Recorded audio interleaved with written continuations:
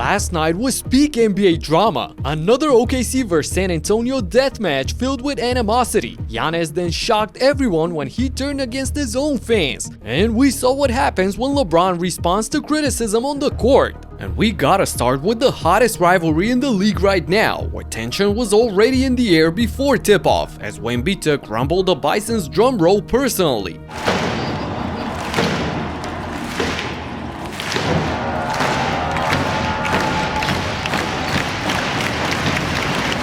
Feels like it's been a drum battle between these two organizations. Victor Wembanyama igniting the fan base in San Antonio. The truth is that this has been their tradition ever since the franchise moved to OKC in 2009. So no, they weren't mocking the Spurs' newfound celebration, they just showed them who's the original. However, for Victor, it served as an additional fuel because Wembanyama against Holmgren. A lot of history between the two. Wemby goes right to work. Oh! Victor Wembanyama starting out with a bang. Got it. Now it's Castle. Lob it inside. Oh! Wemby's done it again. Uuuiiii! Wemby explodes for 2 dunks over Chet in the first 2 minutes. And he's making faces and all. It's so obvious that he cannot stand Holmgren. But SGA, on the other hand, made sure to stand up for his teammate. To me, this is like big brother versus little brother. Little brother is getting the best of big brother, kind of being annoying off of the glass. And they do a nice job of finding the fouls and the buckets. Up to 7 first quarter points. He's up to 9 first quarter points. Shai got busy towards the end of the opening quarter, making the Spurs defense look like Swiss cheese time and time again. He's looking for more here. Over Wemby for 2. So the Thunder got up by 6 points, but in the second period, the Spurs ramped up their defense with Wembanyama winning another personal battle against Chet. Air microphones and all. Wembanyama singing some sweet defensive music. That's awesome stuff.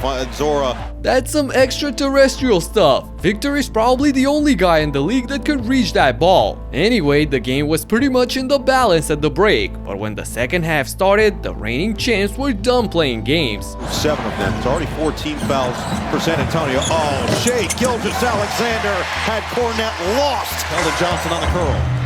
The sidestep out shuts. Wiggins with another one. The quick hands. SGA. Jay Will's 3. He drills it.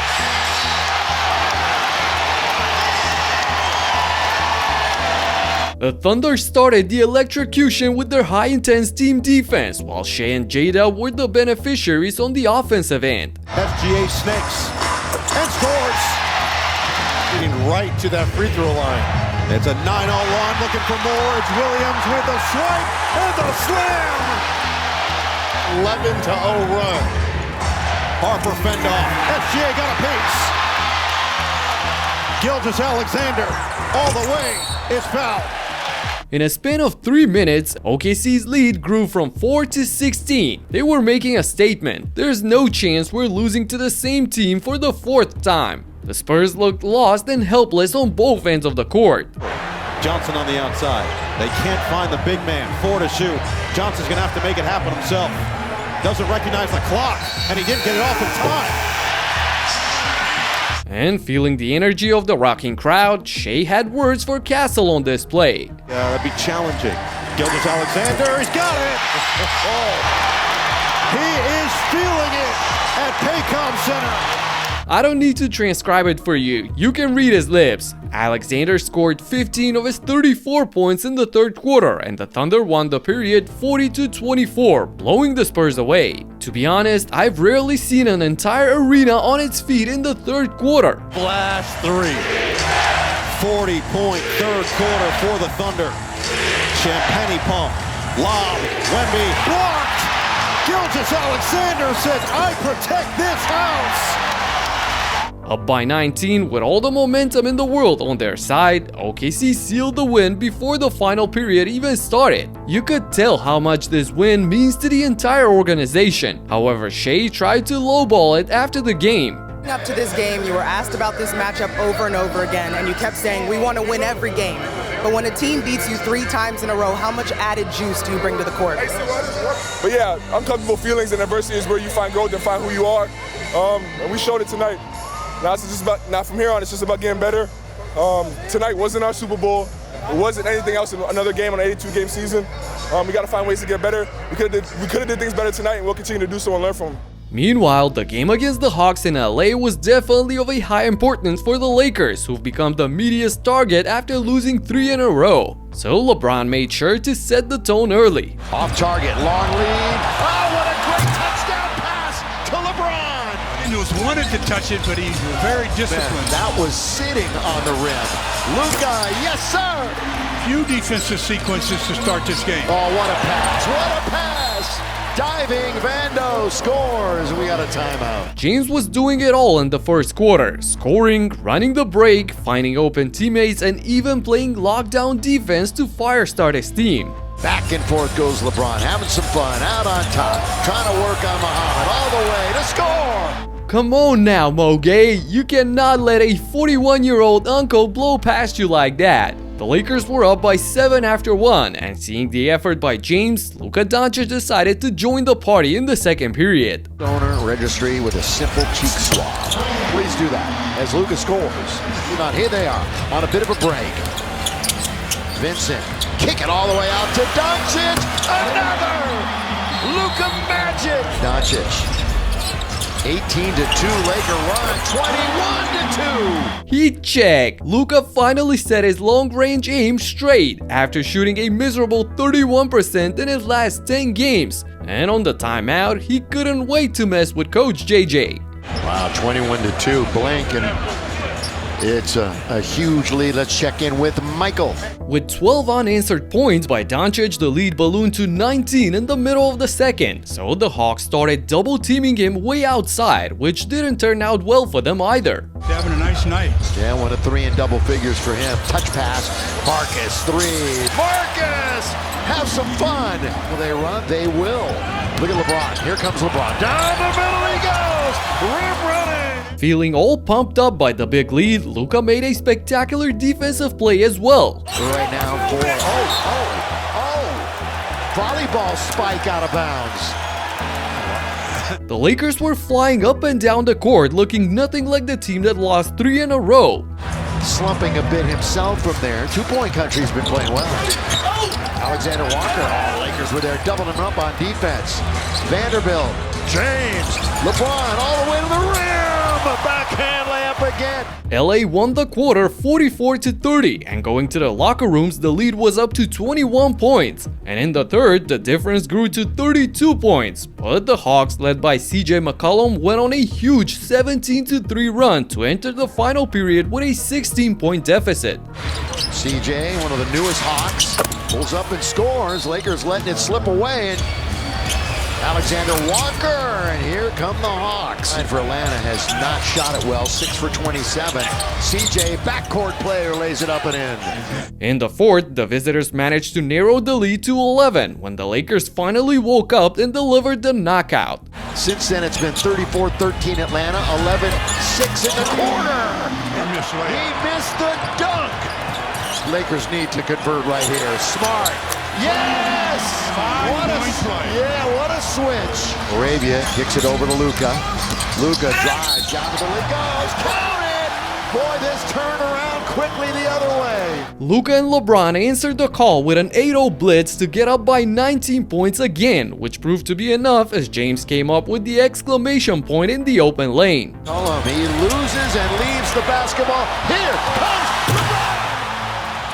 31 points, 9 boards, and 10 assists for the man that doesn't age. And JJ doubled down in his post-game interview just how great LeBron is. He's going to do everything he possibly can to play in his 23rd year. Like, it's remarkable. His competitive stamina is off the charts. I don't take for granted the LeBron stuff, how much this guy puts into it and how much he cares, and the way certain people talk about him. It's crazy. Come be around him every day and see how much this guy cares. It's off the charts. Moving on to Houston, where the Rockets were in the same situation, trying to snap a 3-game losing streak against the Bulls. But opposite to the Lakers game, things didn't come easy for KD and company, who battled in a back-and-forth game against the depleted Chicago roster. Without Josh Giddey and Kobe White on the floor, it was Trey Jones who made the best out of his 5 minutes of fame. Closing in on both Dirk Nowitzki and Michael Jordan. Jones, another one, stays hot. Inside of a minute to play in the half. Jones, he's been cooking. He's shifty, he's quick. To his left, I mean, the degree of difficulty there. Oh, another three for Jones. Trey Jones erupted for 34 points and 7 assists on almost perfect 11 for 12 shooting from the floor. That's astonishing. And with this reverse layup in the clutch, he gave the Bulls a 1-point lead. Percentage look and first point to the corner. Goodness. First point to the corner for Jones. Staring at another shameful loss at home, it wasn't Katie or Şengün who took over the load. No, it was Jabari Smith Jr. who came to the rescue when they needed it the most. Ball fake. Looking for help. Finds it. Jabari the three. Oh, he rimmed it down. Oh, if someone needed to make a three. Jabari got hot at the right place and at the right time. With 8 straight points, he put his team up by 7 with a minute and a half remaining. And after Kevin Huerter narrowed the gap to 5 on the other end, it was Durant who put the dagger off the offensive rebound. Into the paint, Amen Thompson stepping back. No. Şengün tapped it back to Durant, and Durant gets it for another slam. how about that, Durant? It took 20 plus points by the Rockets trio and a sizzling hot Smith in the closing moments to get past the Bulls, but ultimately a win is a win. Speaking of which, the game between the Heat and the Suns went down to the wire with neither team letting go of the rope. Booker. Oh, the man can create space and finish. Get to that fadeaway is really good touch falling backward. Suns ahead by 3. Wiggins on the move. Bam! Crushed it. Oh, he crushed that offensive rebound. Royce O'Neal. You can feel that play. Bam. Makes the 3. Despite leading by as many as 20 points in the third quarter, the Heat had to play from behind in the clutch. But Bam Adebayo wasn't fazed by that at all. Jaquez with 8 on the shot clock. Bam for 3. Got it! It's a 1-point game. Bam getting it done here in the fourth quarter. Points. And 10 straight points for the Heat. The captain coming through. Jaquez back to Bam. Kabam! Bam Bam put Miami on his back, scoring their last 13 points to take over the lead. Now with the crowd buzzing, the pressure transfers over to the Suns, who go to Mark Williams under the rim, but he misses the potential and one dunk. Still, he converted the 2 free throws to tie the game. So the back and forth continues with him and Norman Powell on the other end. Grayson Allen for the cutting Powell. Yes! Norman Powell. Booker for 3. Rebound, far court, Mark Williams on the putback. Jaquez. Powell, corner 3. Kaboom! Norman Powell, a tremendous triple. Norm drains the 3 to cap off a great night for him with 27 points on 56% efficiency. Unfortunately for Phoenix, Grayson Allen broke the chain by stepping on the line on the next possession. So with 30 seconds to go, Jaime Jaquez had a chance to secure the win, but instead he waited for too long, ending the play with a disastrous miss. Eager to respond on the other side, Allen rushes and pulls one from way outside. Gotta run them off the three-point line. Allen from the logo missed it. Rebound to Booker. That's Brooks for 3. Air ball. Foul underneath against Phoenix with 11.5 seconds left. The Suns had 2 chances for the tie, but Dillon Brooks got called for a flagrant foul on his 3-point shot, resulting in 2 free throws and a possession for the Heat. In the end, that proved to be too much for them to overcome, as Miami finished the job at the free throw line. The Warriors blew away the depleted Blazers squad, mostly thanks to their bench, which outscored its starters 69-50. In a game where Steph Curry only scored 7 points on 2 for 9 shooting, it was DeAnthony Melton who took over the reins, who led the way with 23 points in just 18 minutes of action. And the Wolves missed 8 against the Bucks and Milwaukee, but that didn't stop McDaniels and Randall from unleashing God mode in the first half. Jaden with 14 in the first quarter and Julius with 16 in the second got Minnesota up by 30 before the break. It got so ugly for Giannis and company that their own fans started booing them. This is tied for the largest halftime deficit this year. It was also 31 to the Lakers. This is quite a normal scene in the NBA for mediocre franchises, but Antetokounmpo took offense to that and responded right back to the crowd when the third period started. Count the bucket. A tough two to get. He's been doing this on the road a lot lately, but to boo back his own fans, that's a first. They obviously lost the game by a huge margin, but Giannis had to speak about it in the locker room afterwards. When I get booed, I boo back. I've been doing all season. It doesn't matter. I play basketball for my teammates. I play basketball for myself and my family. When people don't believe in me, I don't tend to be with them. I tend to be against them. I tend to do what I'm here to do, what I'm good at. But yeah, I've never been a part of something like that before, and I don't think it's fair after I've been here 13 years, and I'm basically the all-time leader in everything.